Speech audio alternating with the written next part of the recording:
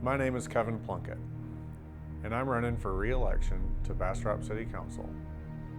I ran for office because, as a downtown business owner, I often heard about how hard it was to get anything done in the city. I experienced it myself when, after my business was shut down for COVID, I tried to keep my staff from going on unemployment by making repairs to our building. The permitting department did everything they could to add expense and delay to those repairs. I didn't want anyone else to experience that.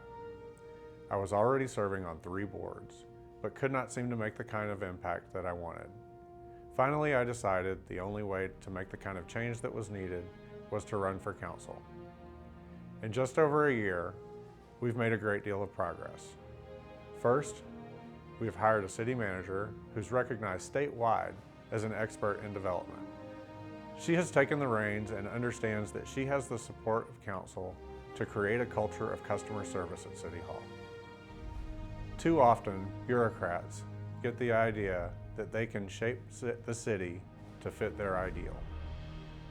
They like to use the rules to manipulate taxpayers into building out infrastructure for the city, or driving up the cost of projects by adding additional requirements far beyond the scope of the original project. Beware the bureaucrat who tells you that they will make developers pay for the full cost of development. That is code for raising fees to the point that ordinary people can't afford to make improvements to their homes. It also keeps development away by making the cost of big projects impossible to fund.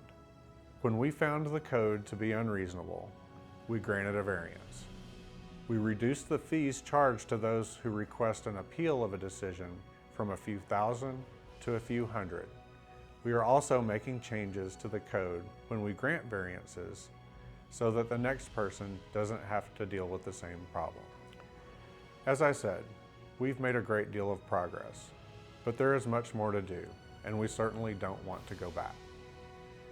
We have completed an assessment of every mile of street in the city.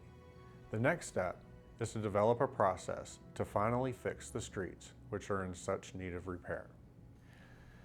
I would like to keep working for the citizens of Bastrop as we build the kind of city we can be proud of.